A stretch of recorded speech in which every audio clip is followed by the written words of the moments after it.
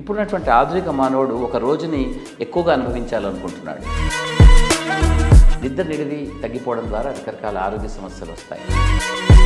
Cancer దగ్గర నుంచి, గుండె జబ్బుల దగ్గర నుంచి, కాళ్ళు తీసేసే పరిస్థితి దాకా. కొన్నేళ్ల తర్వాత మనకు ఆయుర్దాయం బాగా తగ్గే అవకాశం ఉంటుంది. Hello, welcome to 3TV. ఈరోజు మనతో పాటు నిమ్స్ హాస్పిటల్కి చెందిన nephrologist and senior professor doctor Sribhushan Raju గారు ఉన్నారు. సార్తో ఈరోజు కొన్ని కిడ్నీ సంబంధిత సమస్యల గురించి మాట్లాడదాం. సార్ నమస్తే. సార్ నమస్తే. సార్, ఈ మధ్యకాలంలో తెలుగు రాష్ట్రాల్లో యాక్చువల్లీ రెండు చోట్ల కూడా కిడ్నీ ఫెయిల్యూర్ కేసులు కానీ కిడ్నీ సంబంధిత సమస్యలు కానీ బాగా పెరుగుతున్నాయి. యాక్చువల్గా మీరు రెగ్యులర్గా చాలామంది ఒక 100 మందిని దాకా చూస్తుంటారు మీరు నిమ్స్ అవుట్ పేషెంట్లో. అసలు వీటికి కారణాలని ఎట్లా మీరు చూస్తున్నారు సార్? యాక్చువల్గా ఏ కారణాల వల్ల ఈ కిడ్నీ సమస్యలు కానీ కిడ్నీ ఫెయిల్యూర్ కేసెస్ కానీ పెరుగుతున్నాయి మన తెలుగు రాష్ట్రాల్లో?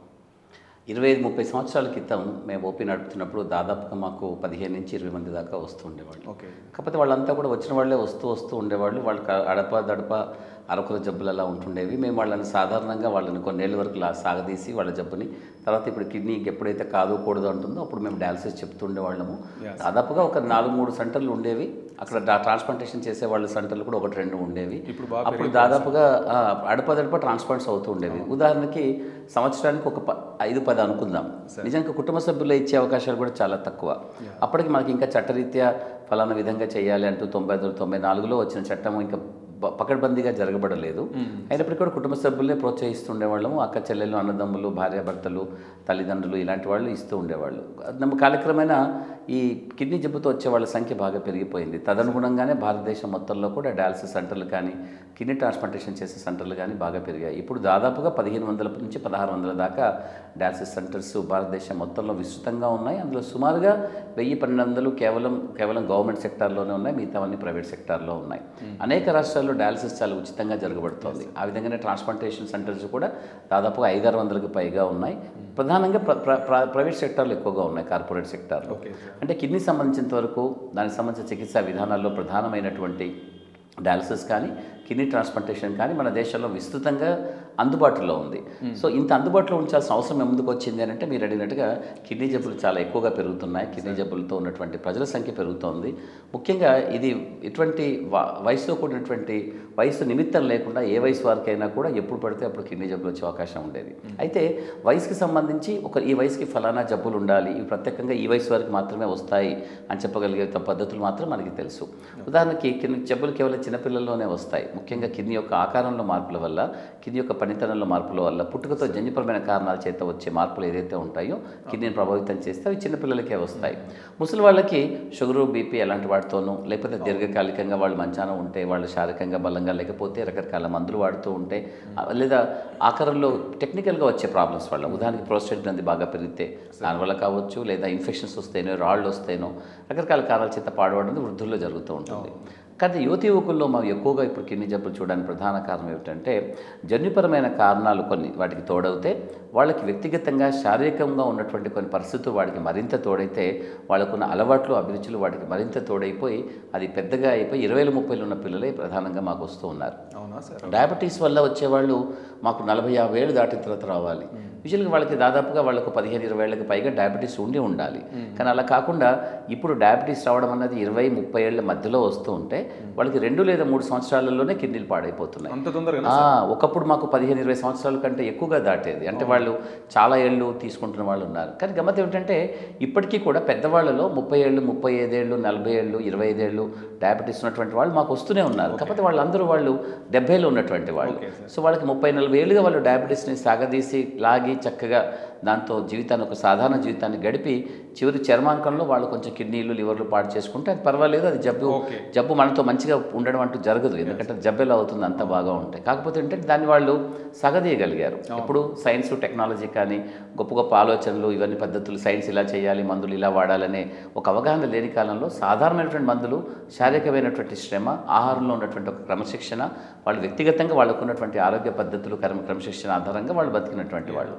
ఇప్పుడు పిల్లల్లో వాళ్ళు 20-30కే వచ్చేస్తున్నాయి. అంటే మేము తాతలని మేము 70లో చూస్తే తండ్రులు మేము 50లో చూస్తే పిల్లలు మేము 30లోనే చూస్తున్నాం. అంటే వాళ్ళకి 24, 25 ఏళ్ల వయసులోనో 27, 29 వయసులోనో వాళ్ళకి షుగర్ రావడం మొదలైతే వాళ్ళకి 31, 32, 35లో వాళ్ళకి డయాబెటీస్తో కిడ్నీ ఫెయిల్యూర్ అవడం చూస్తూ ఉన్నాం.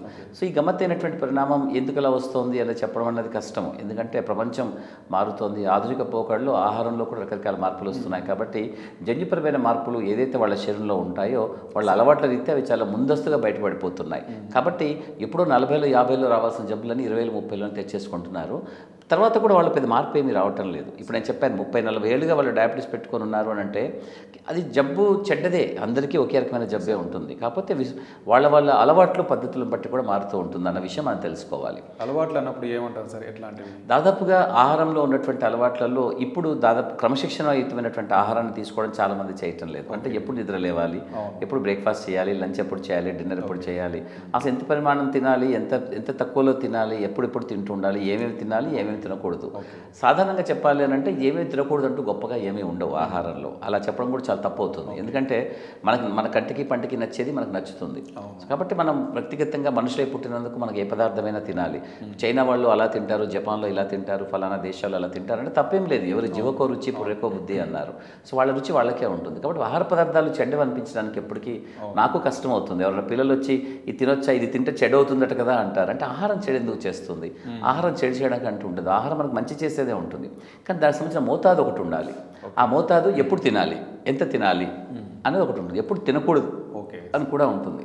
అవి తెలుసుకోవడం అంత సులభం కాదు సాధారణంగా. ఇప్పుడు ఎక్కడో గిరిజన ప్రాంతాల్లో చాలా మారుమూల కొండలలో కోనలలో ఉన్నటువంటి వాళ్ళు సైతం చాలా ఆరోగ్యంగా, చాలా శారీరకంగా పటిష్టంగా కనిపిస్తారు. అదే నగరాలలో ఉంటూ వాళ్ళు బైక్లు వేసుకొని, కార్లు వేసుకొని తిరుగుతున్న వాళ్ళు, గొప్ప మేధావులుగా బాగా చదువుకుంటున్న వాళ్ళు, డిగ్రీలు పెట్టుకొని డబ్బు సంపాదించినటువంటి వాళ్ళు చాలా ఊబకాయంతో కష్టపడుతూ తిరుగుతూ ఉంటారు. వాళ్ళని వీళ్ళు తరచి చూస్తే వాళ్ళకి జ్ఞానం వాళ్ళకి అవసరం లేదు. ఎందుకంటే జ్ఞానానికి సంబంధించిన ఒక పద్ధతి ఏదైతే ఉంటుందో వాళ్ళ దైనందిక కార్యక్రమాల్లో ఒక అంతర్భాగం అయి ఉంటుంది వాళ్ళకి. ఇక్కడ వాళ్ళ జీవితంలో ఉన్నటువంటి మార్పుల వల్ల ఆ ఆరోగ్యమైన సూత్రాలను వాళ్ళు పాటించడం కష్టంగా ఉంటుంది. కాబట్టి వీళ్ళు ఎంత చేసినా కూడా ఈ నగరాలలో చాలామంది పిల్లలు 20, 30లోనే చాలా ఊబకాయంతో బాధపడుతున్నారు. తద్వారా డయాబెటీస్, హైపర్ టెన్షన్, గుండె జబ్బులు, కిడ్నీ జబ్బులు ఇవన్నీ కూడా వస్తున్నాయి. ఎవరికైనా చిన్న వయసులో హార్ట్ అటాక్ వచ్చి చనిపోయారనో, చిన్న వయసులో కిడ్నీ ఫెయిల్ అయిందనో, చిన్న వయసులో క్యాన్సర్ వచ్చేసిందనో అంటే ఇవన్నీ ఒకప్పుడు లేవని కాదు, అడపదడప కనిపించేవి. మేము మెడికల్ కాలేజీలో ఉన్నప్పుడు కూడా మేము చాలా చిన్న వయసులో కిడ్నీ ఫెయిల్ అయిన వాళ్ళని, హార్ట్ అటాక్ వచ్చిన వాళ్ళని చూసాము మేము. కాకపోతే పర్సంటేజ్ వైజ్గా చూస్తే వాళ్ళు చాలా తక్కువ. ఇప్పుడు చాలామంది ఎక్కువ పెరుగుతున్నట్టే. సో జనాభా పెరిగిందని కాదు, దాంతోపాటుగా రకరకాల అలవాట్లలో వచ్చిన మార్పుల వల్ల వాళ్ళకి చిన్న వయసులో జబ్బులు తెచ్చుకుంటున్నారు. కాబట్టి యువకుల్లో ఈ జబ్బులు పెరగడమే ఇప్పుడు ఓవరాల్గా కిడ్నీ జబ్బులు ప్రపంచవ్యాప్తంగా కాదు మన దేశంలో ముఖ్యంగా బాగా పెరగడానికి ప్రధాన కారణం అవుతున్నాయి. సో కాబట్టి వాటిని మనం నియంత్రించగలిగే మంచి మార్గాలు ఎన్నుకోవడమే మనం చేయాల్సిన తక్షణ కర్తవ్యం. సార్ డైట్ గురించి చెప్పారు మీరు. డైట్తో పాటుగా ముఖ్యంగా ఈ యూత్లో ఒకటి స్ట్రెస్, ఒకటి సార్, రెండోది స్లీప్, మూడోది అలవాట్లు, ముఖ్యంగా స్మోకింగ్, డ్రింకింగ్ లాంటివి. ఈ మూడు ఎట్లా ఎఫెక్ట్ చేస్తాయి సార్ కిడ్నీస్ మీద? స్ట్రెస్ అనేది ఒకటి చెప్దాము. స్ట్రెస్ అనేది లేకుండా ఉండడం అనేది అసాధ్యం. చిన్నపిల్లలు, స్కూల్కి వెళ్ళే పిల్లలు కూడా చాలా వాళ్ళకి సరిపడా వాళ్ళకి స్ట్రెస్ ఉంటుంది. వాళ్ళకి టీచర్ని చూస్తే ఏబీసీడీలు చదవాలన్నా వాళ్ళకి భయం అవుతుంది. అలాగే ఎంత పెద్ద వయసు వాళ్ళైనా కూడా ఒక ముసలితనం వచ్చిన వాళ్ళని చూద్దాము. 70-80 ఏళ్ళ వాళ్ళ పిల్లలు బాగా చూస్తారా? పిల్లలు వాళ్ళకి అనారోగ్య సమస్య వస్తే ఖర్చు అయితే పిల్లలు పెట్టుకోగలుగుతారా? పిల్లలకి మేము బర్డెన్ అవుతున్నాం అనుకునే వాళ్ళకి ఒక రకమైనటువంటి స్ట్రెస్. అంటే ప్రతి వయసుకి, ప్రతి జెండర్కి కూడా వాళ్ళ హోదాలను బట్టి కూడా ఒక చిన్న కార్మికుడు అనుకుందాము, ఒక కర్షకుడు అనుకుందాము, లేదా ఒక చిన్న ఆఫీస్లో ఒక చిన్న బాయ్ అనుకుని నుంచి ఒక పెద్ద కంపెనీ CEO దాకా ఎవరికి వాళ్ళ తగ్గట్టుగా స్ట్రెస్ ఉంటుంది. స్ట్రెస్ని పోగొట్టుకోవడం సాధ్యం కాదు. కాబట్టి స్ట్రెస్ని అనుభవించగలగడంలో ఒక పద్ధతిలో మనం కొంచెం చాలా జాగ్రత్తగా ఉండాలి. ప్లస్ ఇష్టంగా పనిచేస్తే ఏ పని కష్టమో అనిపించదు. సో ఆ ఇష్టాన్ని ఎక్కడో కోల్పోతారు. అంటే భారంగా అనిపిస్తే అది చాలా కష్టమైపోతుంది వాళ్ళకి.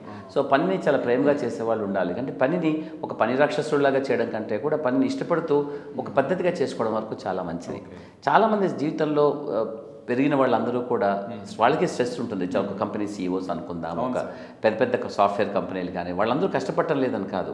కానీ వాళ్ళకి కష్టాన్ని ఉన్న పళంగా ఈ రోజు దాకా ఇప్పటిదాకా ఉండాలి, ఈ రోజులో, ఆ తర్వాత మనం పెట్టుకోకర్లేదు అనుకుంటారు. ఇంకొకటి చాలామంది వ్యక్తిగతమైనటువంటి చక్కటి అలవాట్లు, అభిరుచులు కలిగి ఉండడం అన్నది ఈ స్ట్రెస్ తగ్గించుకోవడానికి ఒక మంచి మార్గం. అంటే ఉదాహరణకు ఒక మంచి సాహిత్యంతో కూడిన పుస్తకం చదవడము, ఒక సంగీతాన్ని వినడము, ఒక మంచి స్నేహితులతో కలిసి మాట్లాడడము, అడపదడప మనకి ఇష్టమైన ప్రదేశాలకు వెళ్ళి కూర్చోవడము. అంతేందుకు ఏమీ చేయకపోతే ఒంటరిగా కూర్చొని ఒక మంచి భావనతో ఒక ఆలోచనని ఒక కళల్ని కలిగి ఉండడం, అది బహుశా మీ వృత్తికి సంబంధించి కావచ్చు, వృత్తికి సంబంధించినది కూడా కావచ్చు పూర్తిగా. అయినప్పటికీ ఒంటరిగా కూర్చొని ఆలోచిస్తూ కూర్చోడం కూడా కొన్ని సందర్భాల్లో మనకు ఒక రకమైనటువంటి ఒక ఒత్తిడిని తగ్గించగలిగే మంచి మార్గం. ఇక యంగ్ పిల్లలకైతే నేను తప్పనిసరిగా చెప్తాను, యోగా కానీ మెడిటేషన్ కానీ వ్యాయామం లాంటివి కూడా చాలా వరకు ఒత్తిడిని తగ్గిస్తూ ఉంటాయి. ట్రావెల్ చేయొచ్చు, ఇవన్నీ చేయొచ్చు. అంటే చెప్తున్నాను, మీరు 10 మందిలో ఉంటూ కూడా మీరు ఒంటరిగా ఉండవచ్చు, మీరు ఒంటరిగా ఉంటూ కూడా మీరు 1000 మందితో ఉన్నటువంటి భావన కలిగి ఉండవచ్చు. ఇవన్నీ రకరకాల పద్ధతుల్లో మనకి ఒత్తిడి తగ్గించే అంశాలు. సో ఒత్తిడి తగ్గించుకోవడం అనేది అందరూ చేయాలి. దాంతో జబ్బులు వస్తాయా నేనేమి చెప్పను, ఒత్తిడి బాగా ఉంటే జబ్బులు వస్తాయని. కానీ మీకు వచ్చే జబ్బులకి అంతర్గతంగా మీకు రాసి మీ జీన్స్లో క్రోమోజోమ్స్లో మీకు జన్యుపరంగా మీకున్నటువంటి జబ్బులకి మాత్రం తప్పనిసరిగా ఈ ఒత్తిడి ఆధారభూతం అవుతుంది. అది బయటపడేలా చేయడానికి అది కారణమవుతుంది. సో కాబట్టి అదొకటి చూసుకోవాలి. రెండవది మీరు అడిగింది నిద్ర. నిద్ర అనేది మనిషికి అత్యంత ప్రధానమైనటువంటి ఒక ఆరోగ్యకరమైనటువంటి సూత్రం. ఇది ఆరోగ్యకరం అని అంటే ఆశ్చర్యం అనిపిస్తుంది చాలామందికి. ఆరోగ్యం అంటే ఆహారం అనుకుంటారు, పరిగెత్తడం అనుకుంటారు, కానీ నిద్ర అనుకోవటం లేదు. ఇప్పుడున్నటువంటి ఆధునిక మానవుడు ఒక రోజుని ఎక్కువగా అనుభవించాలనుకుంటున్నాడు. అంటే తనకి అవసరం ఎక్కువగా అవుతుంది రోజుకి. అంటే తను కొంచెం తొందరగా లేచినా ఆలస్యంగా లేచినా ఆ రోజు చివరి దాకా చివరి క్షణాన్ని కూడా అనుభవించాలని చూస్తున్నాడు. ఏదో రూపంలో తెలుసుకోవాలని. అది కాలక్షేపం చేస్తున్నాడా, నిజంగా తనకి అవసర విధంగా వాడుకుంటున్నాడా చెప్పడం చాలా కష్టం. ఒక్కొక్కరు వాళ్ళ ఇష్టాలను బట్టి చేస్తున్నారు. కానీ చివరి దాకా రాత్రుల దాకా ఉండడము, ఉదయం పూట కొంచెం తొందరగా లేకపోవడము, లేదా తొందరగా లేచి పరిగెత్తుకుపోవడం వల్ల నిద్ర నిడివి తగ్గిపోతుంది. నిద్ర నిడివి తగ్గిపోవడం ద్వారా రకరకాల ఆరోగ్య సమస్యలు వస్తాయి. ప్రధానంగా వాళ్ళకి బ్రెయిన్ ఫంక్షన్లో కొన్ని మార్పులు రావడము. మన శరీరం లోపల మెదడులో హైపోథాలమస్ అనే ఏరియాలో మనకి ఒక బయలాజికల్ క్లాక్ ఉంటుంది. అంటే ఒక రకమైన జీవ గడియారం అనుకుందాం. జీవ గడియారం అది కొంచెం దెబ్బతింటుంటుంది. అది మనకి సెట్ చేయబడి ఉంటుంది. నిజంగా ఇదందరికీ వ్యక్తిగతమైనటువంటి అనుభవమే, ప్రతి ఒక్కరికి కూడా. మనం అలారం పెట్టుకొని ఒక 5 రోజులు లేచామనుకోండి, 5 గంటలకి ఉదయం పూట, మీరు అలారం లేకుండా 6వ రోజు మీరుగా లేచేస్తారు 5 గంటలకే. అంతెందుకు, మీరు ఒక ఉదయం పూట మీరు ఒక ట్రైన్ ఎక్కడానికి, ఫ్లైట్ ఎక్కడానికి ఫలానా 5 గంటలకు లేవాల్సిన అవసరం ఉందనుకోండి, మీకు తెలియకుండానే గమ్మత్తుగా అలారం పెట్టినా కూడా మీరు సుమారు 5 గంటల ప్రాంతానికి మీరు 5 గంటల కంటే కాస్త ముందుగానే నిద్ర లేచేస్తాము. అంటే మనిషి యొక్క భావనని మెదడు అంత బాగా గుర్తుపెట్టుకోగలుగుతుంది. అంటే నాకు 5 గంటలు నిద్ర లేవడము నాకు అనేసి ఇవన్నీ కూడా మెదడులో చాలా పకడ్బందీగా ఉంటాయి. ఎప్పుడైతే మనం మెదడుకి కావాల్సినటువంటి అవసరము కేవలం ఆహార రూపంలోనే కాదు, శారీరక శ్రమ తగ్గించుకొని నిద్ర రూపంలో ఇవ్వడం కూడా దానికి ఒకమైనటువంటి ఒక అధర్వు అంటాం కదా, ఒక ఫుడ్ లాంటిది అన్నట్టు, ఒక ఆహారం లాంటిది. సో కాబట్టి నిద్రపోవడం అనేది చాలా చాలా సహజ సిద్ధమైనటువంటి శారీరక అవసరము. దాన్ని మనం తీర్చుకోవాల్సిన అవసరం ఉంటుంది.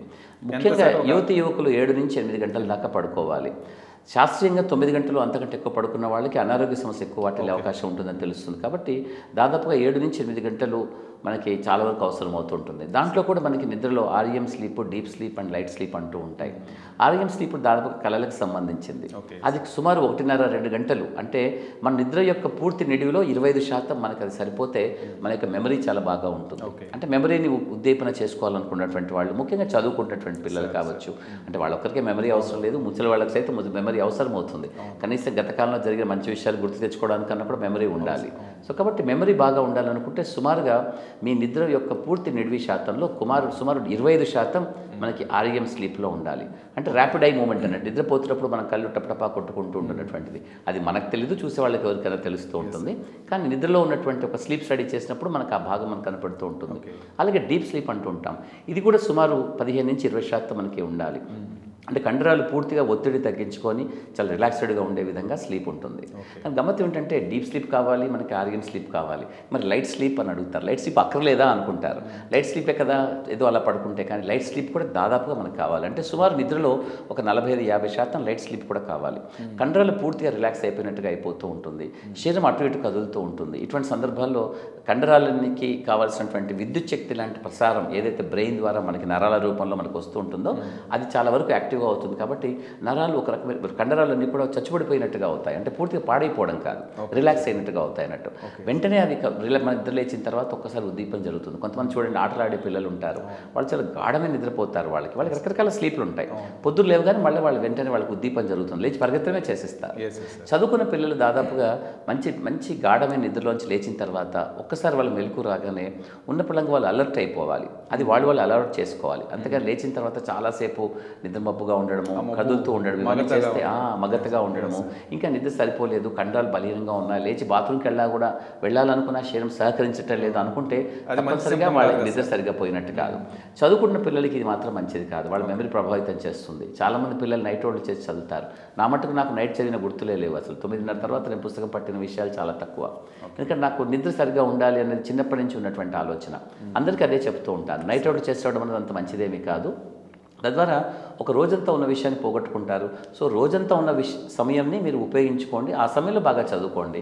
రాత్రులు ఉన్నదే నిద్రపోవడానికి, కాబట్టి మంచి చక్కగా నిద్రపోండి అంటున్నారు. కానీ ఉద్యోగాల్లో చాలామంది నిద్రపోవటం లేదు, నైట్ ఉద్యోగాలు చేస్తున్నారు. వాళ్ళందరూ మాకు అనారోగ్య సమస్యలతో వస్తున్నారు. మేము ఎవరైతే ఎందుకింత బరువు పెరిగావు అని అంటే, నేను ఉద్యోగం కంటే ముందు నేను దాదాపు 70 కిలోలే ఉండేవాడిని, ఇప్పుడు 95-100 కిలోల దాకా వచ్చాను. ఈ 2 ఏళ్లలో నేను రాత్రులు పూట ఉద్యోగం చేస్తున్నాను. ఏదో ఎన్ఎంసీ అమెరికా కోసం పనిచేస్తూ ఉంటారు వాళ్ళంతా కూడా. కాబట్టి అవన్నీ చెప్తూ ఉంటాం మేము. వాటికి తోడుగా నిద్ర లేకపోవడంతో ఉన్నటువంటి రకరకాల సమస్యలు, కిడ్నీ జబ్బులు కూడా ఒకటి, గుండె జబ్బులు, క్యాన్సర్ లాంటి జబ్బులు కూడా ఎక్కువగా వస్తాయి. ముఖ్యంగా ఒక 40-45 ఏళ్ల వయసులో వాళ్ళ మెమరీ తగ్గిపోయి అల్జీమర్స్ లాంటి జబ్బులు కూడా ఎక్కువగా వస్తున్నాయి. వాళ్ళ వృద్ధాప్యం మాత్రం వాళ్ళకు ఒక శాపమయ్యే అవకాశం ఉంటుంది తప్పకుండా నిద్ర సరిగా లేకపోతే. అదొకటి చూసుకోవాలి. సో అలవాట్లు, ఆరోగ్యానికి సంబంధించిన అలవాట్లు ఏవి బాగుంటాయి అని అంటే, నిజానికి మనిషికి ఉన్న అలవాట్లలో అత్యంత భయంకరమైన అలవాటు నా మట్టుకు నేను శాస్త్రీయంగా చెప్పాలనుకుంటే మాత్రం సిగరెట్ స్మోకింగ్. సిగరెట్ స్మోకింగ్ అన్ని అలవాట్లోకి వెళ్ళి చాలా చాలా చెడ్డది. అంటే దానితో ఒక పాత తెలుగు పద్యంలో చెప్పినట్టు 10,000 చేట్లు ఉంటాయి ధూమపానంనా అని చెప్పారు. కానీ 10,000 కంటే కూడా ఇంకా అనేక రకాల చేట్లు జరుగుతాయి. క్యాన్సర్ దగ్గర నుంచి, గుండె జబ్బుల దగ్గర నుంచి, కాళ్ళు తీసేసే పరిస్థితి దాకా, వాళ్ళ అనారోగ్యంతో వాళ్ళ శరీరం అంతా కూడా పునారెళ్ళిపోయి శుష్కించిపోయే విధంగా రకరకాల ఇన్ఫెక్షన్ రూపంతో మరణించే అవకాశం కూడా ఉంటుంది. కాకపోతే ఏంటంటే ఇది అందరికీ జరగదు. ఎవరికైతే వల్నరబిలిటీ ఉంటుందో, వాళ్ళ శరీర తత్వంలో వాళ్ళు కొంచెం మార్పు జరుగుతుందో, ఇది సిగరెట్ స్మోకింగ్ చాలా వరకు హాని చేస్తుంది. మిగతావన్నీ అలవాట్లు మనుషులకు అన్నాక బలహీనతలు ఉండడం సాధ్యమే. కాబట్టి కొంచెం ఆ కొద్ది గొప్ప అటు ఇటుగా ఉంటుంది. కాబట్టి సిగరెట్ స్మోకింగ్ కేవలం మీ ఒక్కరికే కాదు, మీ చుట్టుపక్కల వాళ్ళందరికీ కూడా హాని చేస్తుంది. మీ కుటుంబ సభ్యులకు కూడా, ముఖ్యంగా గర్భిణీ అయినటువంటి భార్యలకు కానీ, పెరుగుతున్న వయసులో ఉన్నటువంటి తల్లిదండ్రులకు కానీ, వృద్ధాప్యంలో ఉన్నటువంటి తల్లిదండ్రులకు కానీ, చిన్నపిల్లలు ఎవరైనా పెరిగే పిల్లలు ఉంటే వాళ్ళకి కానీ హాని చేస్తుంది. కాబట్టి తప్పనిసరిగా స్మోకింగ్కి చాలా వరకు దూరంగా ఉండడం అనేది చాలా మంచిది. అయితే ప్రతిరోజు నడక మనిషి యొక్క ఆయుర్దాయాన్ని పెంచుతుంది. మీరు ఆయుర్దాయం ఎక్కువగా ఉన్నటువంటి 80లు 90లు ఉన్న వాళ్ళు ఎవరిని అడిగినా కూడా మీకు ఒకే ఒక అంశం వాళ్ళు కనిపించేది అంటే, వాళ్ళు నిరంతరాయంగా నడుస్తూ ఉంటారు రోజంతా కూడా. ఈ చిన్న విషయము చాలామందికి ఎందుకు అర్థం కావటం లేదనంటే, మనకి ట్రాన్స్పోర్ట్ వ్యవస్థ చాలా బాగా ఉంది. మన భారతదేశంలో అనారోగ్య సమస్యలు, ఆసుపత్రులు పెరుగుతున్న క్రమాన్ని మీరు నిజంగా గమ్మత్తుగా చూస్తే, మన ఫుడ్ ఇండస్ట్రీ అలాగే ట్రాన్స్పోర్ట్ సిస్టమ్ ఏ విధంగా పెరిగాయి, ఆ 2 గ్రాఫులతో సరిసమానంగా ఉంటుంది జబ్బులు కూడా. అంటే మనకి ఉండకూడదని నేను చెప్పటం లేదు, ఆ 2 కూడా మనకి చాలా important. Hotel industry, food industry పెరగాల్సిందే, ట్రాన్స్పోర్ట్ వ్యవస్థ కూడా చాలా అద్భుతంగా ఉండాల్సిందే. కాకపోతే దాంట్లో ఉన్నటువంటి చెడు మనం ఎక్కువగా చేస్తూ, యువకులు ఎక్కువగా ఇప్పుడు నడవడం అనే ఒక ఆరోగ్య క్రమశిక్షణలో అత్యంత ప్రధానమైనటువంటి నడక అనే దాన్ని మర్చిపోతున్నారు. గమ్మత్తుగా ఇతర దేశాల్లో ఎక్కడైతే ఆయుర్దాయం చాలా ఎక్కువగా ఉంటుందో, ఉదాహరణకి జపాన్ లాంటి తీసుకుందాం, అక్కడ సగటు ఆయుర్దాయం చాలా ఎక్కువగా ఉంటుంది. మన భారతదేశంలో ఇప్పుడు ఆయుర్దాయం ఆడవాళ్ళకి 68 సంవత్సరాలు, మగవాళ్ళకి 67 సంవత్సరాలు. కాలక్రమేణా పెరుగుతుంది అని మనం అనుకుంటున్నాం. ఎందువల్ల అంటే ఇప్పుడు ఆసుపత్రులు పెరిగాయి, మందులు పెరిగాయి, డాక్టర్లు పెరిగాయి, ఇది కనపడుతుంది కాబట్టి అనుకుంటున్నాం. కానీ నిజానికి ఇది తరిగే అవకాశం కూడా ఉంటుంది. ఎందుకంటే మనకి 25-30లో ఉన్న వాళ్ళే దాదాపుగా చాలామంది, అనేక మంది పిల్లలు రకరకాల జబ్బులకి గురవుతున్నారు. అది కేవలం జబ్బుల వలన, లేకపోతే అంటే జరుగుతున్నటువంటి యాక్సిడెంట్ల రూపంలో కానీ మరణాల శాతం పెరుగుతోంది 20, 30, 40లో. కొన్నేళ్ల తర్వాత మనకు ఆయుర్దాయం బాగా తగ్గే అవకాశం ఉంటుంది. కాబట్టి పాశ్చాత్య దేశాలు, ఇతర దేశాల్లో ఆయుర్దాయం ఎక్కువగా ఉన్న దేశాలు పరిశీలిస్తే, అక్కడ వాళ్ళకి దైనందిక కార్యక్రమంలో నడవడం అనేది ఒక పెద్ద అంశము. అంటే ప్రతిరోజు వాళ్ళు నడుస్తూనే ఉంటారు. మీరు ఏదైనా విదేశాలకు వెళ్ళి చూస్తే అక్కడ బైక్స్, కారు చాలా తక్కువ కనపడతాయి. దాదాపు అందరూ ట్రైన్లలో నిల్చునే ఉంటారు. ఒక ట్రైన్కి వెళ్ళడానికి కనీసం ఒక గంట సేపు నడిస్తే కానీ మనం ట్రైన్ ఎక్కలేము. ఆ ట్రైన్ ఎక్కిన తర్వాత మీరు 5 నిమిషాల్లో మీ గమ్యస్థానం చేరుకుంటారు. అది వేరే విషయం, ఎందుకంటే టైం కూడా చాలా ముఖ్యం మనిషి కదా, అట్లా. కానీ నడవడం అనేది చాలా ముఖ్యమైన విషయాన్ని మనం చూడాలి. ముఖ్యంగా జపాన్ లాంటి దేశాల్లో నడక చాలా ఎక్కువగా ఉంటుంది. కాబట్టి వారి ఆయుర్దాయం చాలా ఎక్కువగా ఉంటుంది. కాబట్టి పొద్దుటే లేచి ప్రాతకాలంలో కాస్త కండరాలకి కదలికలు సృష్టించి కాస్త నడవడం అనేది ప్రతి ఒక్కరూ చేయాలి. ముఖ్యంగా 20, 30, 40లో మన మంచి అలవాట్లు, మన ఆరోగ్యపరమైనటువంటి మంచి అలవాట్లు మనకి 50, 60, 70లో మనం ఆరోగ్యంగా ఉండేటట్టు చేస్తాయి. సో మంచి అలవాట్లు ఏదన్నా ఉంటే 20, 30, 40లోనే పెట్టేసుకోవాలి అందరూ కూడా. అప్పుడున్న మంచి అలవాట్లు శ్రీరామ రక్షల జీవితం అంతా వాళ్ళకి 60, 70, 80 కూడా వాళ్ళని బాగా కాపాడతాయి. 80, 90లో ఉన్న వాళ్ళని, ఆరోగ్యకరంగా ఉన్నటువంటి వాళ్ళని మీరు చక్కగా పరిశీలించినా, వాళ్ళతో విస్తృతంగా మీరు చర్చించినా మీకు అర్థమయ్యే ఒకే ఒక విషయం ఏమిటంటే, సమయానికి నిద్ర, సరిపడా నిద్ర, సమయానికి ఆహారము, సరిపడా ఆహారము, సరైన వ్యాయామము, సరిపడా వ్యాయామము శరీరానికి చేయాలి. ఇప్పుడున్న పిల్లల్లో చాలామంది చేస్తే చాలా ఎక్కువ గంటలు చేస్తున్నారు జిమ్కి వెళ్ళి. నాకు 7-8 గంటలు నేను జిమ్లో ఉంటానని చాలా జబ్బులు చరుచుకుంటూ చెప్పే పిల్లలు కూడా ఉన్నారు. అది కూడా నాకు కష్టం అనిపిస్తూ ఉంటుంది. అంత చేయాల్సిన అవసరం ఉండకపోవచ్చు. ఎందుకంటే శరీరాన్ని మనం ఉపయోగించుకోవాలి తప్ప శరీరాన్ని మనం కష్టపెట్టకూడదు, అవమానించకూడదు, శరీరాన్ని కష్టపెట్టకూడదు, దాన్ని అబ్యూస్ చేయకూడదు, దాన్ని దుర్వినియోగం చేసుకోకూడదు. శరీరం మనకి సర్వీస్ చేయడం కోసం ఉంది. మనం దాన్ని ప్రేమగా గౌరవంగా చూసుకుంటే బహుశా జీవితకాలానికి అది మన సర్వీస్ చేస్తుంటుంది. సో అలవాట్లు కూడా మనిషి యొక్క ఆరోగ్య పరిస్థితిని ప్రభావితం చేస్తాయి తప్పకుండా. కానీ మంచి అలవాట్లు అనేది చిన్నతనం నుంచి రావాలి. అది వైద్య వయస్సు దాకా అది ఇక్కడ తీసుకెళ్ళగలిగితే ఆ తర్వాత మీ అలవాట్లో కొద్దో గొప్ప మార్పు వచ్చినప్పటికీ కూడా కాలక్రమేణా అది మీకు సహాయంగానే ఉంటుంది. కాబట్టి చిన్నపిల్లలకి మనం మంచి అలవాటు నేర్పించడం అనేది మనం చేయాలి. సార్ యాక్చువల్గా ఇప్పుడు ఈ మధ్యకాలంలో జబ్బులు పెరిగాయి, ముఖ్యంగా లైఫ్ స్టైల్ డిసీజెస్. షుగర్కి మందులు వాడుతున్నాం, బీపీకి మందులు వాడుతున్నాం, థైరాయిడ్కి మందులు వాడుతున్నాం, గ్యాస్కి మందులు వాడుతున్నాం. ఈ మందుల ఎఫెక్ట్ అంతా కిడ్నీస్ మీద ఎట్లా ఉంటుంది సార్? అంటే ఇప్పుడు ఇన్ని వాడుతున్నాం. మీరు అన్న ఒక్కొక్క అంశాన్ని మనం తీసుకుంటే డయాబెటీస్ తీసుకుంటాం. డయాబెటీస్ కంట్రోల్ చేసుకోవడం అనేది చాలా ముఖ్యం. డయాబెటీస్ కంట్రోల్ అవ్వాల్సిందే. అయితే చాలామంది ఏం చేస్తారంటే, సార్ నేను చాలా నిజాయితీగా ఉన్నాను, డయాబెటీస్ నాకు 10 ఏళ్ళుగా ఉంది, నేను చాలా మంచిగా చూసుకున్నాను, నాకు గ్లైకోసిలేట్ హిమోగ్లోబిన్ ఎప్పుడు కూడా నేను చాలా మంచిగా పెట్టుకున్నాను, నాకు సుమారు 6.5 నుంచి 7 దాకా ఉంది, నేను నిజాయితీగా ఉన్నాను, ఆరోగ్య క్రమశిక్షణ చక్కగా పాటించాను, వ్యాయామం చేశాను, మితంగానే తిన్నాను, షుగర్ మందులు జాగ్రత్తగా వేసుకున్నాను, అయినా నాకెందుకు కిడ్నీ పాడైంది అంటూ ఉంటాను. ఈ జబ్బులు ఎట్లా ఉంటాయనంటే, మీ ఆరోగ్యపరమైన క్రమశిక్షణ అనేది మీ ధర్మం మాత్రమే, మీది హక్కు కాదు. ఇప్పుడు హక్కు అనుకుంటామో, నేను ఇవన్నీ చేశాను కాబట్టి ఆరోగ్యంగా ఉండాలనుకుంటే అది హక్కుగా మారుతుంది. అది హక్కు కాదు. మీకు ఉన్నటువంటి జన్యుపరమైనటువంటి మార్పులు మన శరీరంలో ప్రతి ఒక్కరిలో ఉంటాయి. మీకు ఏ జబ్బు రావాలనుకున్నా జీన్స్లో దానికి సంబంధించిన ఏదో ఒక కారణం ఉంటుంది తప్పకుండా. సో డయాబెటీస్ రావాలని ఏదైతే జన్యు నిర్ధారిస్తుందో దాన్ని కొంచెం దూరంలోనే వస్తే గిస్తే కిడ్నీ జబ్బు కూడా రావాలి ఇతనికి అని చెప్పి నిర్ధారించే ఒక జన్యువు కూడా ఉంటుంది. అందువల్ల చాలామందికి ఈ విషయం తెలుసుకోక వాళ్ళు బాధపడుతూ ఉంటారు. కానీ మన మంచి అలవాట్లు ఎప్పుడు మనకి రక్షణగానే ఉంటాయి. మీకు కిడ్నీ జబ్బు రావాలని జీన్స్లో ఉంటే వచ్చేస్తుంది. కాకపోతే ఏంటంటే వచ్చిన తర్వాత మీ జీవితం ఎంత చక్కగా ఉండాలో మీ మంచి అలవాట్లు నిర్ధారిస్తాయి. సో కాబట్టి మంచి అలవాట్లు పోగొట్టుకోవాల్సిన అవసరం ఏమీ లేదు. దాంతో మీకు మీరు అనుకున్నటువంటి మంచి జరగాల్సిన అవసరం లేదు. మీకు మంచి ఏ రూపంలో జరిగినా దాన్ని తీసుకునే విధంగా మీరు ఉండాలి. సో కాబట్టి ఇవన్నీ జన్యుపరమైన కారణాల చేత వస్తాయి. ఇక మందులు అంటారా, మందులు వాడుతున్నప్పుడు దాదాపుగా మందులని డయాబెటీస్ కంట్రోల్ చేసేవే. కొన్ని మందులు మాత్రం డయాబెటీస్ కంట్రోల్ చేసినప్పటికీ కూడా కొంచెం కొద్దో గొప్ప కిడ్నీలను ప్రభావితం చేస్తూ ఉంటాయి. కిడ్నీ బాగాలేనప్పుడు కొన్ని మందులు తీసుకోవడానికి ఉండదు. ముఖ్యంగా మెట్ఫార్మిన్ లాంటి మందు ప్రపంచవ్యాప్తంగా కూడా భారతదేశంలో అత్యధికంగా వాడబడినటువంటి మెట్ఫార్మిన్ అనే టాబ్లెట్ గత 40-50 సంవత్సరాలుగా దానికి అద్భుతమైనటువంటి మంచి లక్షణాలు ఉన్నాయి. నిజం చెప్పాలంటే ఈ టాబ్లెట్ తీసుకున్న వాళ్ళు ఇప్పుడు మాకు 30-40 ఏళ్ళుగా తీసుకుంటున్నటువంటి వాళ్ళు ఉన్నారు. వాళ్ళలో ఈ మందుని విస్తృతంగా యాంటీ ఏజింగ్ అంటే వయసు మీద పడకుండా, వయసు ఎక్కువ కాకుండా, వయసు మీద పడినా వాళ్ళు చాలా యవనంలో కనిపించే విధంగా ఉన్నటువంటి పద్ధతుల్లో ఈ మందుని ఎక్కువగా వాడుతున్నారు. అంటే చిన్న చిన్న ఎలకల మీద, పిల్లుల మీద చేసినటువంటి ప్రయోగాలలో కూడా యాంటీ ఏజింగ్ ప్రాపర్టీస్ ఈ మందుకున్నట్టుగా తెలుస్తోంది. సో కాబట్టి మెట్ఫార్మిన్ టాబ్లెట్ అయితే ఇది అందరికీ ఏం సూట్ కాదు. యాక్చువల్గా కొంతమందికి సూట్ కాదు, వాళ్ళకి రకరకాల ప్రాబ్లమ్స్ వస్తాయి. కొంతమందికి దీంతో విటమిన్ B12 వంటి చాలా సాధారణమైనటువంటి విటమిన్ కూడా తగ్గిపోయే అవకాశం ఉంటుంది. అందుకే చెప్తున్నాను, ఒక అలవాటు కేవలం ఒకే అలవాటుతో నేను బాగున్నాను అంటే అది కూడా కుదరదు. నేను రోజు 5 కిలోమీటర్లు నడుస్తాను పొద్దుట లేచి, కానీ నాకు స్మోకింగ్ అలవాటు ఉంది అన్నారు అనుకోండి, దానికి ఒకదానికి చెల్లుకు చెల్లైపోతుంది. ఇలాగే చాలా ఉంటాయి. నేను అన్ని బాగా చేశాను అనుకుంటే ఎక్కడో చిన్న పొరపాటు ఉంటుంది కూడా, దానికి మనం దొరికిపోతాం. సో కాబట్టి అంటే చెప్తారు కదా, ఎంత పెద్ద గొప్ప మేధావైనటువంటి క్రిమినల్ అయినా కూడా ఏదో చిన్న తప్పు చేసి దొరికిపోతాడు అనేసి. ఆ విధంగా మనం కూడా ఎక్కడో అలవాటు, మన మంచి అలవాట్లతో పాటు తెలియకుండా మనం చేసే కొన్ని చెడ్డ అలవాట్లతో దొరికిపోతాం. సో కాబట్టి ఈ టాబ్లెట్స్ వాడుతున్నప్పుడు కొంచెం జాగ్రత్తగా ఉండాల్సిన అవసరం ఉంటుంది. అలాగే కొన్ని క్రియాటిన్ పెరిగిన తర్వాత, కిడ్నీ కొంచెం పాడైన తర్వాత కొన్ని మందులు ప్రత్యేకంగా వాడకూడదు.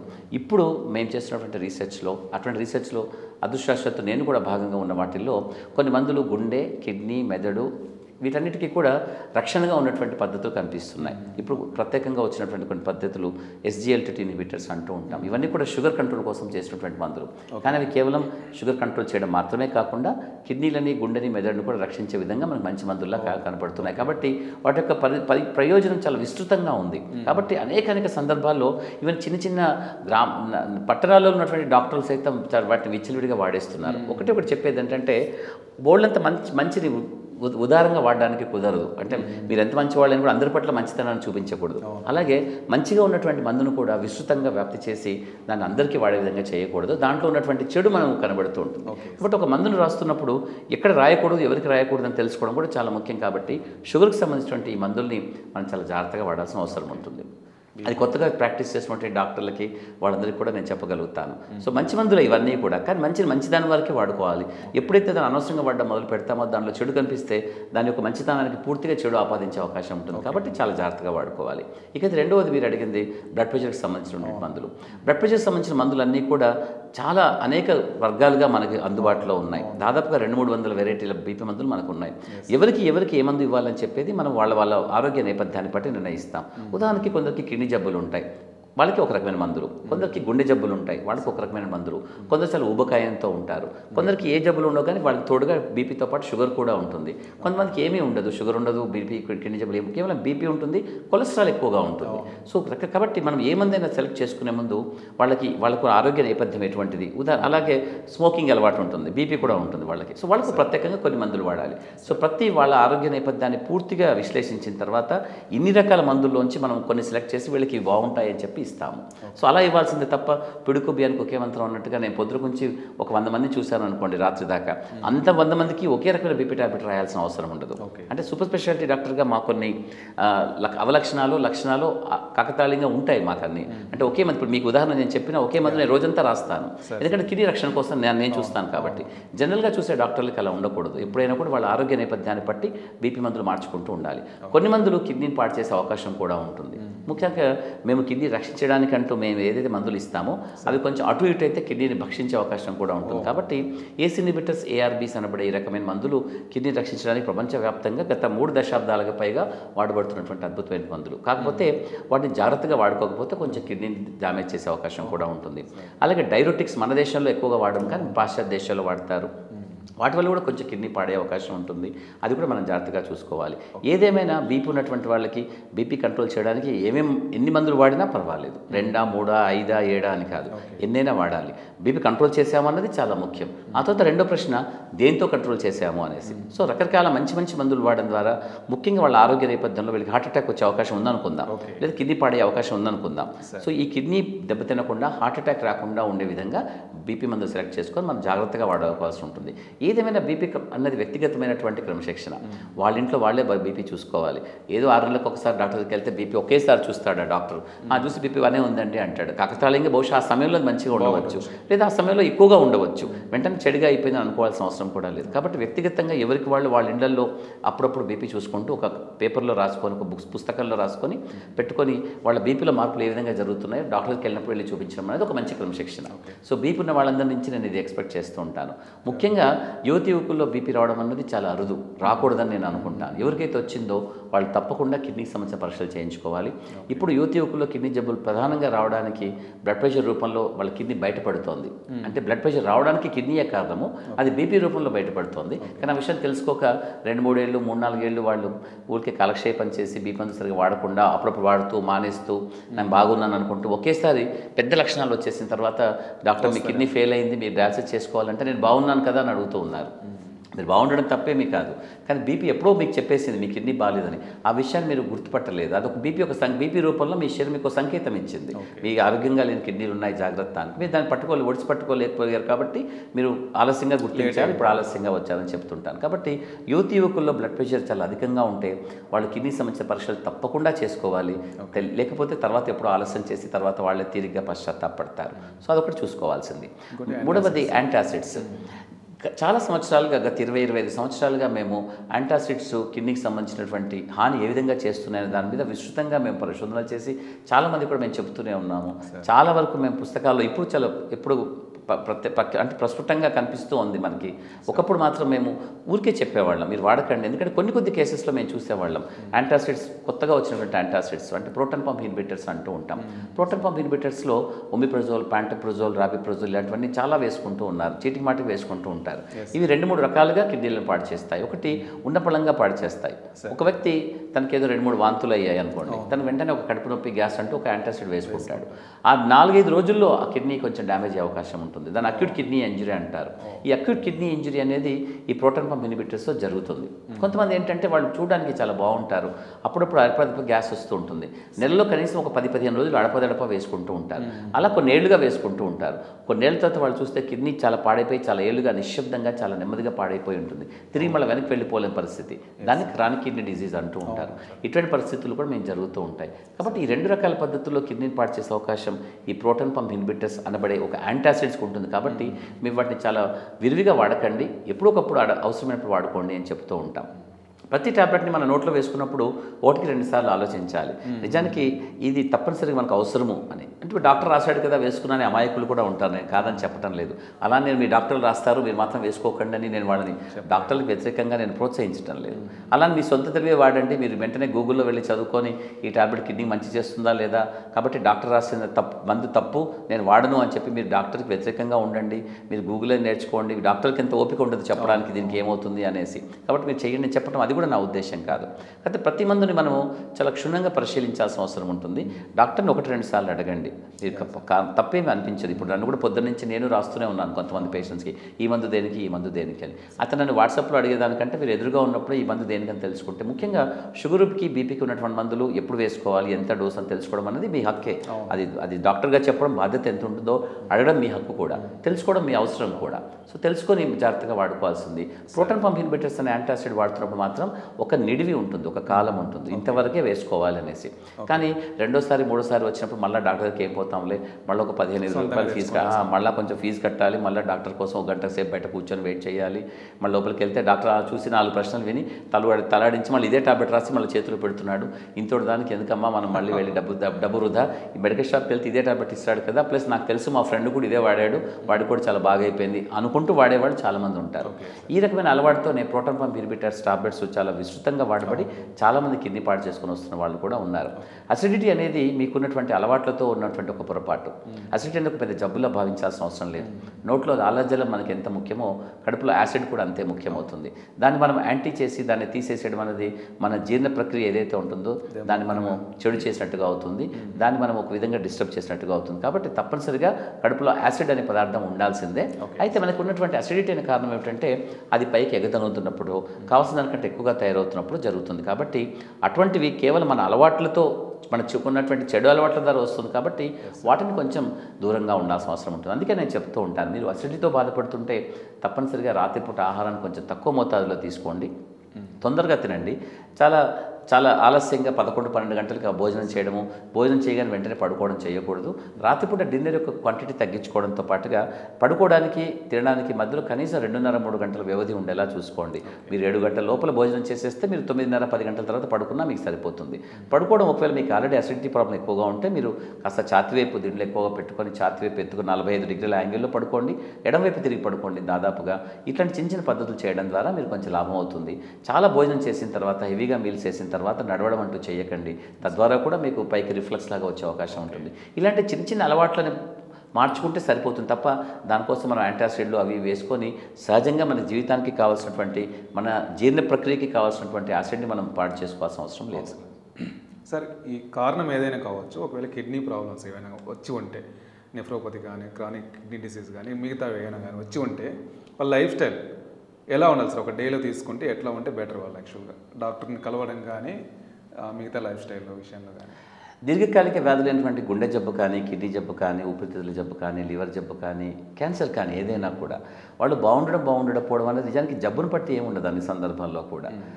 అలా అనిపించి డాక్టర్ని బట్టి కూడా ఉండదు. డాక్టర్లు నిమిత్త మాత్రులుగా ఉంటారు బోల్డ్ అని సందర్భాలు. అలా అంటే కొంచెం కోపం కూడా రావచ్చు. కానీ చాలామంది మంచి డాక్టర్ మేము ఎన్నుకున్నామండి అంటూ ఉంటారు. మంచి డాక్టర్ మీరు ఎన్నుకున్నారు కానీ మీ మంచి పద్ధతిని ఎన్నుకున్నారా అదొకటి, మరి మీరు మంచి అలవాట్లను ఎన్నుకుని ఉన్నారా అన్నది కూడా ఒకటి సమస్య. చాలా పెద్ద ఆసుపత్రికి వెళ్తున్నానండి, చాలా డబ్బు ఖర్చు పెట్టానని, అవన్నీ కూడా చాలా చాలా చిన్న విషయాలు. అంటే మీరు పెద్ద డాక్టర్ని, గొప్ప డాక్టర్ని, పెద్ద ఆసుపత్రిని, చాలా ఖర్చుతో కూడినటువంటి చికిత్సా విధానాన్ని ఎన్నుకోవడం అన్నది మీకు తప్పనిసరి విషయమే. కాకపోతే నిజానికి మీరు దాంట్లో సక్సెస్ అయ్యారు లేదా అన్నది వీటన్నిటి మీద ఆధారపడి ఉండదు. కేవలం మీరు వ్యక్తిగతంగా మీకున్నటువంటి విచక్షణ, ఆలోచన, మీ క్రమశిక్షణ బట్టి మాత్రమే ఉంటుంది.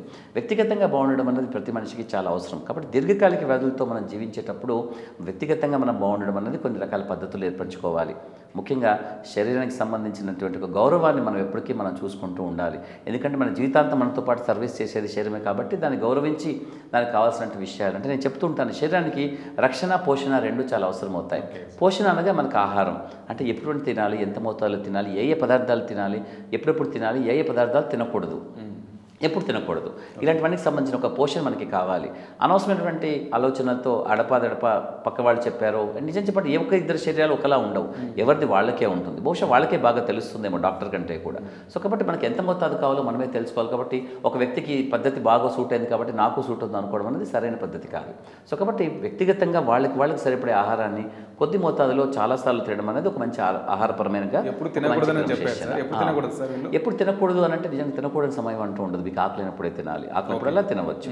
అలానే పొద్దుట అర్లీ మార్నింగ్ 4 గంటలకి లేచి తింటాను, అర్ధరాత్రి తింటాను, అపరాహ్న వేళ తింటాను అని అంటే తినవచ్చు గాక, కాకపోతే దాన్ని అరిగించుకోవడానికి అంటే ఒక పద్ధతిగా చేయకపోతే ఒక్క పూటకి సరిపోతుంది. కానీ రోజంతా మీరు అదే పనిగా తప్పు చేస్తుంటే మాత్రం శరీరం ఎప్పుడో మీకు చెబుతూ ఉంటుంది. కాబట్టి మితాహారాన్ని తీసుకోవడము, పరిమితికి లోబడి ఒక సమయానికి లోబడి సమయానికి అనుకూలంగా తినడం అన్నది మనకి చాలా అవసరం అవుతుంది.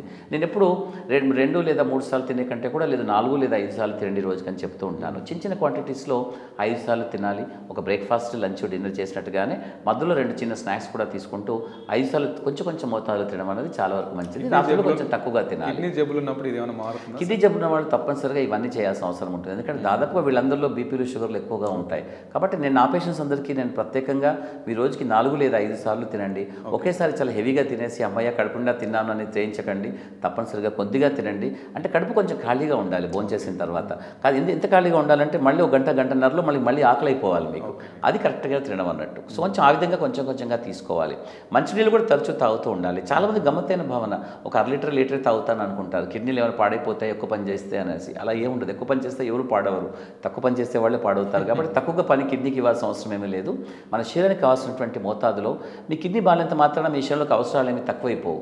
అంటే మీ గుండె కానీ మెదడు కండరాలు పనిచేయాలంటే మీకు ఎన్ని నీళ్ళు కావాలో అవన్నీ మీరు ఇవ్వాల్సిందే. అందుకే చెప్పాను రక్షణ అని చెప్పాను ఇంతకుముందు. పోషణ ఆహార రూపంలో ఎలా ఉంటే మీ అలవాట్ల రూపంలో ఒక రక్షణ కూడా కావాలి. అంటే నీరు ఇవ్వడం అనేది శరీరాన్ని రక్షించుకోవడంలో ఒక భాగం. మీ కిడ్నీలు బాగాలేవు కాబట్టి గుండె ఏమంటుంది, మెదడు ఏమంటుంది, కండరాలు ఏమంటాయి, వాటికి వాటర్ కావాల్సిందే. సో నీళ్ళు ఇవ్వాల్సి అన్నది మోతాదులో ఇవ్వాల్సిందే. కాబట్టి తక్కువ తాగుతాను అని చెప్పి అనుకుంటే చాలామంది కిడ్నీ రక్షించడం కోసం తక్కువగా తాగుతూ ఉంటారు. ఇంకో వర్గం ఉంటుంది. ఆ వర్గం వాళ్ళు చాలా ఎక్కువ తాగేస్తూ ఉంటారు. చాలా కిడ్నీ క్లీన్ అయిపోతాయి, మొత్తం శరీరం అంతా క్లీన్ అవుతుంది. కాబట్టి పొద్దుటే లేచి 2 లీటర్లు అడపదడప గుర్తున్నప్పుడల్లా లీటర్ తాగేస్తూ ఉంటానంటే మీరు లీటర్ తాగితే శరీరం ఏం పెట్టుకోదు. శరీరానికి పెద్ద బ్యాంకులు ఏమి ఉండవు కదా, వాటర్ బ్యాంకులు ఉండవు శరీరంలో. సో కాబట్టి తప్పనిసరిగా అది మూత్రం రూపంలో కిడ్నీలు ఫిల్టర్ చేసి బయటకు పంపించేస్తుంటే కాబట్టి మీకు వృధా అయిపోతుంది. శరీరానికి ఎంత మోతాదు కావాలో అంత ఇవ్వాలి. అలా అని చెప్పి డాక్టర్ గారు నాకు ఇన్ని లీటర్లు చెప్పండి, 2 అంటే 2 తాగుతాను, 3 అంటే 3 తాగుతాను అంటారు. అది నేను చెప్పాల్సిన అవసరం లేదు. మీ శరీరమే చెప్తూ ఉంటుంది మీరు ఎన్ని లీటర్లు తాగాలి. చుట్టూ వాతావరణము, మీ శరీరం యొక్క అవసరాలను బట్టి మీకు ఎంత కిడ్నీ కావాలో చెప్పినప్పుడు మీరు తాగేస్తుంటే సరిపోతుంది. అలానే ఎక్కువగా తక్కువ తాగాల్సిన అవసరం ఉండదు. ప్రతిరోజు 1.5-2 లీటర్ల మూత్రాన్ని మనం పోయగలిగితే మన చుట్టూ ఉన్న వాతావరణం అంటే మీరు ఎండలో పనిచేస్తున్నారా, మీరు చక్కగా ఏసీ గదిలో కూర్చున్నారా, దాని ఆధారంగా 2.5 నుంచి 3 లీటర్ల లెక్క మూత్రం పోయగలిగితే అంతవరకు ఆరోగ్యంగా ఉంటుంది. కాబట్టి ఎంత నీళ్లు తాగితే, ఎన్ని నీళ్లు తాగితే మీకు 1.5-2 లీటర్ల మూత్రం వస్తుందో ఆ విధంగా మనం చూసుకొని తాగాల్సిన అవసరం ఉంటుంది. అలా కాకుండా ఇంతమంది చెప్పినట్టుగానే మంచి నిద్ర, క్రమశిక్షణాయుతమైనటువంటి ఒక వ్యాయామ కార్యక్రమం ప్రతి కిడ్నీ పేషెంట్ కూడా చేయాల్సిందే. షుగర్ బీపీ కంట్రోల్ పెట్టుకోవడం అన్నది ప్రధానంగా వీళ్ళకి ఎక్కువగా ఉంటుంది. కాబట్టి అది వాళ్ళ వ్యక్తిగత క్రమశిక్షణ. వాళ్ళకి ఇంట్లో తప్పనిసరిగా ఒక గ్లూకోమీటర్ ఉండాలి, ఒక బీపీకి సంబంధించిన మిషన్ ఒకటి ఉండాలి, అలాగే బరువు చూసుకునే విధంగా కూడా ఉండాలి. అంటే బరువు కూడా వీళ్ళకి చాలా ప్రధానమైనటువంటిది. ఎందుకంటే నీరు పట్టిపోతారు కాబట్టి నీళ్లు కొంచెం ఎక్కువ టాబ్లెట్లు వేసుకుంటే నీళ్లు పోతాయి, బరువు తగ్గిపోతారు, మళ్ళీ ఒళ్ళంతా వాచిపోతుంది, మళ్ళీ బరువు పెరుగుతారు. సో కాబట్టి ప్రతిరోజు బరువు చూసుకోవడము, అలాగే ప్రతిరోజు షుగర్ బీపీ చెక్ చేసుకోవడం అన్నది వీళ్ళు చేయాల్సిందే. సో ఇటువంటివన్నీ వాళ్ళ ఇంట్లో ఉండాలి. ఇంకోటి ప్రధానమైనది ఏమిటంటే డాక్టర్ దగ్గరికి వెళ్ళినప్పుడు మీకు ఏమేమి కావాలి, మీరు ఏం అడగదలుచుకున్నారు, ప్రతి పేషెంట్కి కూడా ఒక ప్రశ్నావళి రాసుకోవాలి. అంటే వెంటనే వెళ్ళి డాక్టర్ని క్విజ్ పెట్టడము, క్విజ్ ప్రోగ్రామ్ పెట్టడము చేయక్కర్లేదు. కాకపోతే మీరు యథాలాపంగా డాక్టర్తో మాట్లాడుతున్న సందర్భంలో మీకున్న అనుమానాలని కొద్దిగా చెప్పవచ్చు. కాబట్టి మీరు రిహార్సల్ చేసుకొని వెళ్తే డాక్టర్కి మీకు ఇద్దరికి కూడా సమయపాలన చక్కగా ఉంటుంది. కాబట్టి ఎవరికి సమయం వృధా కాదు. సో డాక్టర్ దగ్గరికి వెళ్లే ముందు తప్పనిసరిగా మీరు మనసులో లేదా పేపర్ మీద రాసి పెట్టుకోండి. ఏమేమి ప్రశ్న అడిగితే మీకున్నటువంటి చిన్న సందేహాలు, అలానే గూగుల్ అంతా చదివి ఆ సందేహాలు మీ సందేహాలుగా అనుకోకండి. ఎందుకంటే ఎవరి సందేహాలు వాళ్ళకే ఉంటాయి. వ్యక్తిగతంగా మీకున్నటువంటి సందేహాలు అడగండి, కానీ గూగుల్ వాళ్ళు చెప్పి మీరు అనుమానం రేకెత్తించిన అంశాలని డాక్టర్ ముందు ప్రస్తావించాల్సిన అవసరం లేదు. సో అదొకటి చూసుకోండి. డాక్టర్ రాసిన ప్రతి పేపర్ కానీ ప్రతి రిపోర్ట్ కానీ జీవితాంతం భద్రపరచుకోవాలి. నేను చెప్తూ ఉంటాను, మేము కిడ్నీ బయాప్సీ చేస్తూ ఉంటాం. కిడ్నీ జబ్బు ఉంది, అది ఎటువంటి జబ్బు, దానికి ఎటువంటి మందులు ఇవ్వాలని తెలుసుకోవడానికి నేను చెప్తూ ఉంటాను. ఈ కిడ్నీ జబ్బు పేరు ఏదైతే మేము పెడతామో, ఈ కిడ్నీ ముక్క తీసేయడం ద్వారా ఆ జబ్బు ఒక వ్యక్తికి కాకుండా ఒక వంశానికి ఇచ్చినట్టుగా ఫీల్ అవుతాను నేను. కాబట్టి మీరు పోతూ దీన్ని మీ పిల్లలకి వాళ్ళు పోతూ పోతూ వాళ్ళ పిల్లలకి, వాళ్ళు పోతూ పోతూ వాళ్ళ పిల్లలకి ఇవ్వండి. మీ ఆస్తి దస్తావేజులు ఏ విధంగా జాగ్రత్తగా దాచిపెట్టుకొని మీ పిల్లలకి ఇచ్చిపోతుంటారో, మీ వారసత్వ పరంపరలాగా మీరు ఎలా చూసుకుంటారో, ఈ జబ్బుకు సంబంధించినటువంటి ఈ పేపర్లన్నీ కూడా మీ వారసత్వ పరంపరగా మీ పిల్లలకి ఇస్తూ ఉండండి అని చెప్తూ ఉంటాను. ఇప్పుడు భారత ప్రభుత్వం కూడా డిజిటలైజేషన్ చేస్తోంది చాలా వరకు కూడా. నేను సైతం తాతయ్యని చూసి, తండ్రిని చూసి, ఇప్పుడు మనవాడిని కూడా నేను కిడ్నీ జబ్బుతో చూస్తున్నాను అన్నప్పుడు మాకు కొంచెం భయం అవుతూ ఉంటుంది. పోనీ వాళ్ళ రిపోర్ట్లు ఏవి అంటే వాళ్ళ దగ్గర ఏమీ ఉండదు. వాళ్ళకి అందాజా తెలుసు. మా నాన్నగారు కూడా లాస్ట్లో కిడ్నీ ఫెయిల్ అయినప్పుడు కొన్ని సెషన్లు డయాలసిస్ చేసుకున్నారండి. కిడ్నీలు బాగా పాడైపోయాయి, నాకు అప్పుడు చెప్పినట్టు గుర్తు. డయాలసిస్ కూడా చేశారు అని కొంతమంది, డయాలసిస్ చేయమని చెప్పారు కానీ మేము చేయించుకోలేకపోయామని చెప్పి కొంతమంది. మా నాన్నగారు కూడా కిడ్నీలో వచ్చి ముక్క తీశారండి, ఫలానా చెన్నైలో తీశారు, ఆ రిపోర్ట్ 10-15 ఏళ్ల క్రితం, నాకు ఆ పేపర్లు లేవు అని చెప్పేవాళ్ళు మాకు చాలామంది ఉంటారు. కాబట్టి డిజిటలైజేషన్ ఆఫ్ హెల్త్ డాక్యుమెంట్స్ అన్నీ కూడా ఇప్పుడు భారత ప్రభుత్వం చాలా నిజాయితీగా, సిన్సియర్గా చేస్తోంది. వ్యక్తిగతంగా ఇప్పుడు నేషనల్ మెడికల్ కమిషన్ కూడా ప్రతి డాక్టర్ కూడా పేషెంట్ సంబంధించిన డాక్యుమెంట్స్ అన్నీ కూడా 3 ఏళ్ల పాటు భద్రపరచుకోవాలని చెప్తోంది. ఇవన్నీ డాక్టర్లు హాస్పిటల్ చేస్తారంటే అది ఓకే, వాళ్ళ రీసెర్చ్ కోసమో దేనికోసమో చేస్తారు. కానీ వ్యక్తిగతంగా ప్రతి పేషెంట్ కూడా తనకంటూ ఒక పుస్తకాన్ని రచించి పెట్టుకోవడం చాలా మంచిది. వాళ్ళ ఆరోగ్యానికి సంబంధించిన ప్రతి పేపర్ని కూడా చాలా జాగ్రత్తగా పొందుపరిచి సీక్వెన్షియల్గా ఒక టైం ప్రకారంగా వాళ్ళ పుస్తకం పెట్టుకోవాలి. నా పేషెంట్స్లో దాదాపుగా 70% మందికి నేను ఇప్పుడు అలాగే చేస్తాను. నా దగ్గరికి వస్తున్న వాళ్ళందరూ ఇంత 100-200 పేజీల పుస్తకంతో వస్తారు. దాంట్లో వాళ్ళకి సంబంధించిన అన్ని విషయాలు కూడా పొందుపరిచి ఉంటాయి. కాబట్టి ఎక్కడ ఏ దేశంలో ఏ డాక్టర్ ఎవరు చూసినా కూడా వాళ్ళకి సంబంధించిన విషయాలన్నీ కూడా పద్ధతిగా కనిపిస్తాయి. సో కాబట్టి ఆరోగ్యానికి సంబంధించి వాళ్ళకంటూ ఒక క్రమశిక్షణయుతంగా ఒక పుస్తకాన్ని పెట్టుకోవడం మాత్రం ప్రతి కిడ్నీ పేషెంట్కి చాలా ముఖ్యం. ఇదెందుకు ముఖ్యమంటే దీర్ఘకాలిక వ్యాధుల్లో ఇది చాలా ప్రధానమైనది. మీ డాక్టర్లు మారుతూ ఉంటారు, ఆసుపత్రులు మారుతాయి, మీరు ఊర్లు మారుతూ ఉంటారు. అంటే మీకు సంబంధించిన రికార్డ్ అంతా కూడా ఒక పుస్తకంలో పొందుపరిచి ఉంటే అది మీకు చాలా శ్రేయస్కరం అవుతుంది. కొన్ని యాక్సిడెంట్స్ అంటుంటాం, అంటే ఒక మెడికల్ యాక్సిడెంట్స్ అంటే అవగాహన లోపంతోనో, ఆలోచన లోపంతోనో, లేకపోతే ఒక పరస్పరంగా ఒకరికి కమ్యూనికేషన్ గ్యాప్ అంటాం కదా, అందువల్ల కొన్ని సందర్భాల్లో కొన్ని తప్పులు జరిగే అవకాశం ఉంటుంది. దాదాపుగా మెడికల్ సైన్స్లో 20-25% తప్పులకి కేవలం ఈ కమ్యూనికేషన్ గ్యాప్ ప్రధాన కారణం. ఆ కమ్యూనికేషన్ గ్యాప్ ప్రధాన కారణం ఏమిటంటే పేషెంట్ దగ్గర ఉండాల్సినటువంటి పేపర్లు ఉండకపోవడం, ఇన్ఫర్మేషన్ సరిగ్గా ఒక పద్ధతిగా దొరకకపోవడం. కాబట్టి కిడ్నీ జబ్బులు లాంటి దీర్ఘకాలిక వ్యాధులు ఉన్నటువంటి వాళ్ళందరూ కూడా వాళ్ళకి సంబంధించిన ప్రతి పేపర్ని, ప్రతి రిపోర్ట్ని చాలా జాగ్రత్తగా పెట్టుకోవడం, పొందుపరచుకోవడము, జాగ్రత్త పరచుకోవడం అనేది చాలా ముఖ్యం. సార్ చాలా ఇంపార్టెంట్ విషయాలు చెప్పారు. ఫైనల్గా సార్ యాక్చువల్ ప్రివెన్షన్ కింద జనగా చాలామంది ఒక 2 టెస్టులు, బేసిక్ టెస్టులు చేయించుకుంటుంటారు. ఒకటి క్రియాటినిన్, రెండోది యూరిక్ యాసిడ్. ఈ 2 టెస్టుల విషయంలో చాలా డౌట్స్ ఉంటాయి సార్ వాళ్ళకి. ఇంత ఉంటే కరెక్టా, ఇంత కొంచెం పెరిగిందా తగ్గిందా అన్న డౌట్లు ఉంటాయి. వీటి విషయంలో కొంత క్లారిటీ ఇస్తే బెటర్ సార్. ఆరోగ్యానికి సంబంధించి మనం ఏ పరీక్షలు చేసుకున్నా దాంట్లో కిడ్నీ పరీక్షలు తప్పకుండా ఉంటాయి. మీరు ఒక ఆసుపత్రికి వెళ్ళి వాళ్ళు పెట్టినట్టుగా మాస్టర్ హెల్త్ చెకప్ కార్డ్ అని చెప్పండి, దాంట్లో మీ కిడ్నీ సంబంధించి ఉంటాయి. కానీ దాని విశ్లేషణ చాలా భిన్నంగా ఉంటుంది. కొంతమంది మాకు కిడ్నీ ప్రాబ్లం ఉందని వచ్చిన వాళ్ళలో మీరు ఎప్పుడైనా పరీక్షలు చేయించుకున్నారంటే నేను ఒక లాస్ట్ ఇయర్ పరీక్షలు చేయించుకున్నాండి, అన్ని నార్మల్ ఉన్నాయని చెప్తారు. అనగానే సరే చూపించండి అంటాం.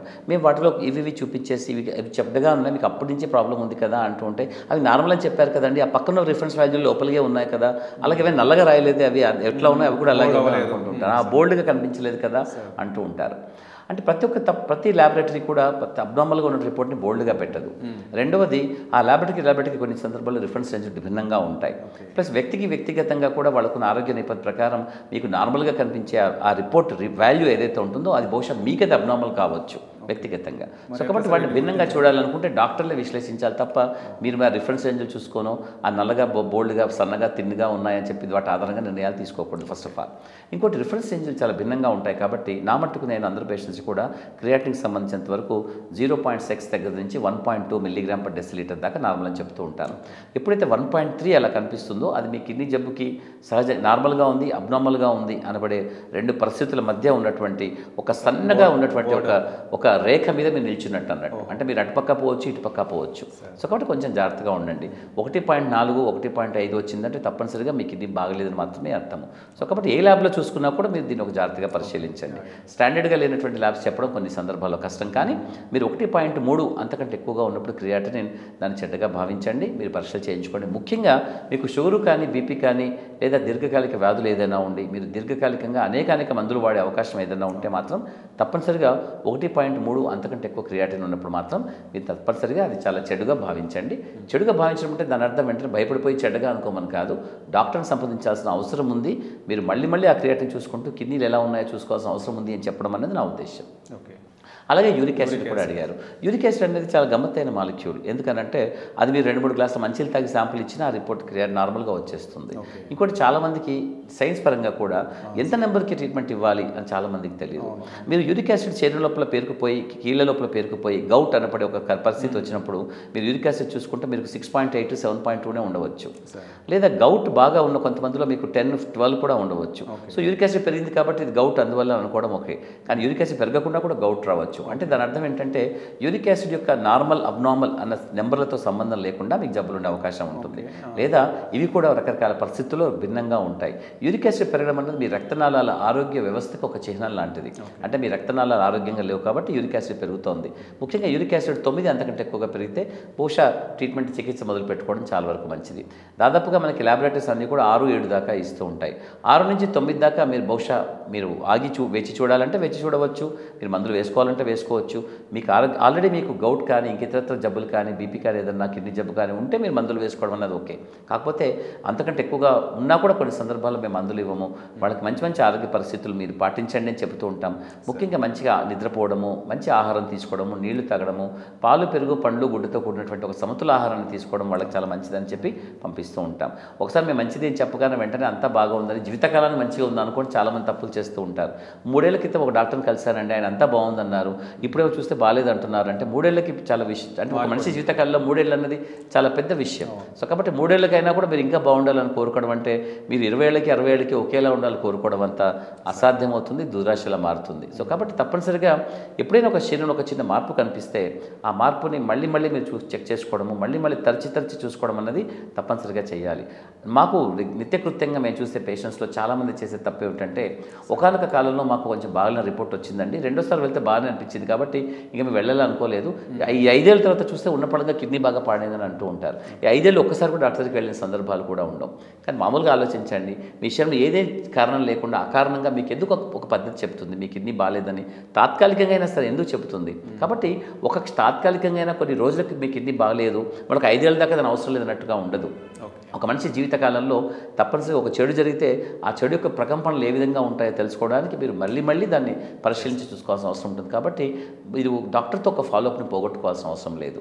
సో ప్రతి పేషెంట్ కూడా గుర్తుపెట్టుకోవాల్సింది. కాబట్టి ఒక అబ్నార్మల్ వాల్యూ వచ్చినప్పుడు దానికి అప్పటికప్పుడు విలువ ఉంటుంది, కానీ దానికి కొన్ని ఏళ్ల తర్వాత కూడా విలువ ఉంటుంది, అది నార్మల్ అయిపోయిన తర్వాత కూడా. సో కాబట్టి ఆ విషయాన్ని గుర్తించి యూరిక్ యాసిడ్ లాంటి పదార్థాలని మీరు విశ్లేషణ చేసేటప్పుడు ఈ అంశాలు దృష్టిలో పెట్టుకోండి. కిడ్నీ ప్రాబ్లం సంబంధించి చాలా ఇంపార్టెంట్ విషయాలు చెప్పారు సార్.